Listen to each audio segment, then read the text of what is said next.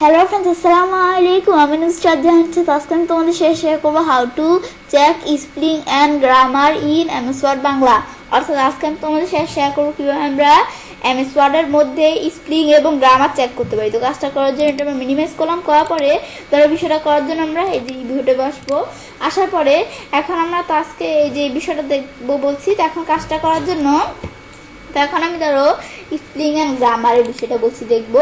তো spelling and গ্রামারের বিষয়টা করার আগে আমি ধরো স্পেলিং অ্যান্ড গ্রামার বিষয়টা আমি ধরো কোনো ভুল ওয়ার্ড এটা আমি এখান থেকে সঠিক করতে পারি। ধর হসপিটালের হেদিকে কিন্তু এই যে অ্যাপটা আমাদের ইনকেসটা আমাদের ভুল হইতেই পারে। এই যে আমাদের অ্যাপ এই যে এগুলো কিন্তু আমাদের পড়া যায় অনেক সময়।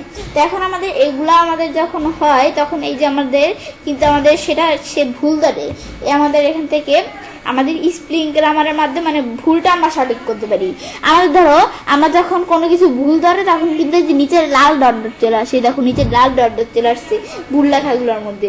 তো আসলে আমরা বুঝতে পারবো যে ভুল হয়েছে লেখাটা। তো এখানে আসলে এখন আমি যদি মাউসের ডান বাটনে ক্লিক করি, দেখো আমাদের হসপিটাল এটা আমি এখানে হসপিটাল নাকি হসপিটালস তোমরা এগুলো চাইলে সেট করতে পারো। পর ইগনোর অল দিলে আমাদের বিষয়গুলা যত জায়গায় হসপিটাল এই যে সাথে এফ আছে, তো এটা আমি কোনো নামের ক্ষেত্রে আমি জানি যে আমার নামটা সঠিক হয়েছে, তবুও সে ডিকশনারি থেকে ধরতে পারতেছে না। তো আমি এখান থেকে ইগনোর অল দিলে ইগনোর হয়ে যাবে সব বিষয়গুলো। তো এখন আমরা এখান থেকে আমরা বিষয়টা ধরো এভাবে আবার আমরা এখানে মাউসের ডান বাটনে ক্লিক করে এভাবে করতে আমাদের অনেক সময় লাগবে। তো আমাদের অনেক ভুলবার থাকে, তো সেগুলো এভাবে মাউসের ডান বাটনে করলে অনেক সময় লাগে।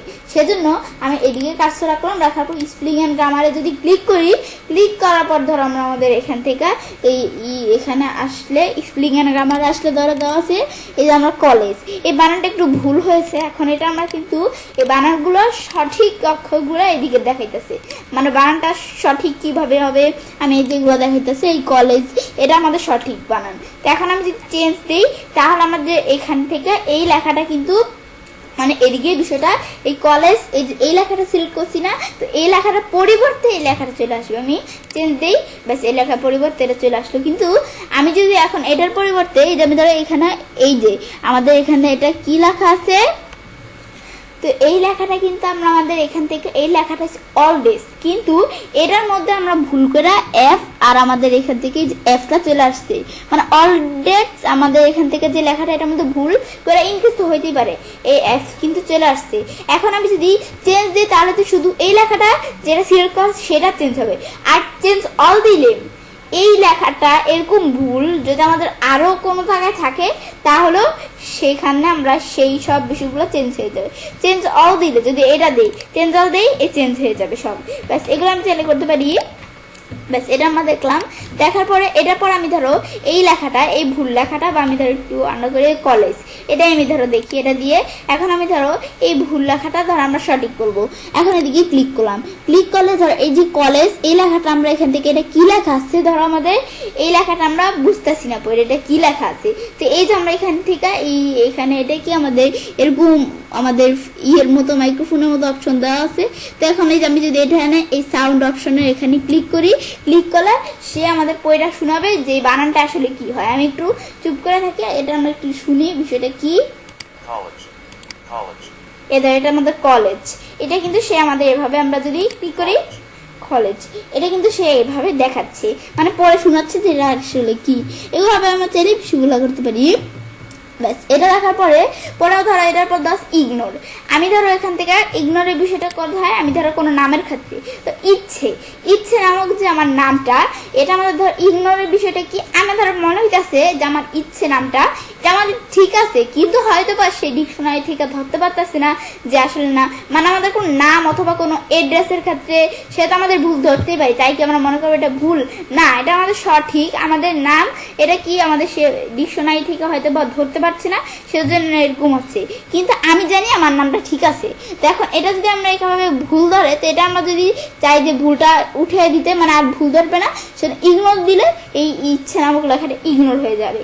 আর আমি যদি ইগনোর অল দেই তাহলে ইচ্ছে নামক লেখাটা যত জায়গা আছে সব জায়গায় আমাদের এখানে ইগনোর হয়ে যাবে। ইগনোর অল দিলে ইগনোর দিই, এই দেখো লেখার ক্ষেত্রে ইগনোর হয়ে গেল। এখন আবার আমি ধরো এখান থেকে ইগনোর অল দিলে বলছি আমরা যত জায়গায় ইচ্ছে আছে আমি আন্ডার করে নিই, ইগনোর অল দিই ইগনোর দিলে যত জায়গায় ইচ্ছা আছে, এই যে এই জায়গায় ইচ্ছা আছে, এই জায়গায় ইচ্ছা আছে, সব জায়গায় আমাদের হয়ে গেছে। এটা দেখলাম নামের ক্ষেত্রে আমাদের বিষয়গুলো করতে পারি।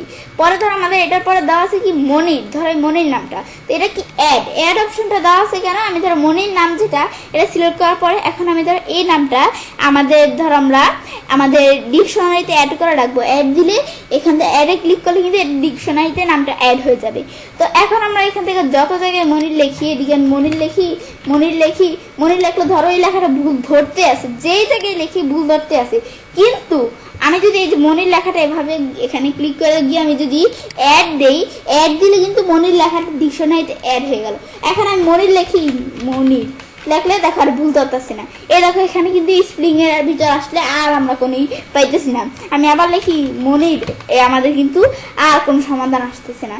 কেন আসতেছে না? কারণ আমাদের যেহেতু ওই যে আমরা বিষয়টা ডিকশনারিতে অ্যাড করছি, আমার ডিকশনারিতে যে বিষয় অ্যাড করে দিই সেইগুলা আমরা যদি ভুলও লিখি তবুও আমাদের এগুলো আমাদের কিন্তু হয় না। মানে এগুলো কোনো নামের বা এড্রেসের ক্ষেত্রে করতে পারি আমরা, এগুলো একটু দেখলেই বুঝতে পারবো। এটা আমরা এখানে বিষয়টা দেখলাম। ব্যাস এখন আমি এটা আমরা দেখার পর এভাবে আমি সেটা কাজটা করতে পারি। এভাবে আমরা খুব সহজেই এমএস ওয়ার্ডের মধ্যে স্পেলিং এন্ড গ্রামার চেক করতে পারি। ফ্রেন্ডস, আমার আজকের ভিডিওটা যদি তোমাদের ভালো লেগে থাকে তোমার চ্যানেলটি সাবস্ক্রাইব, লাইক, কমেন্ট এবং সবার সাথে শেয়ার করবে।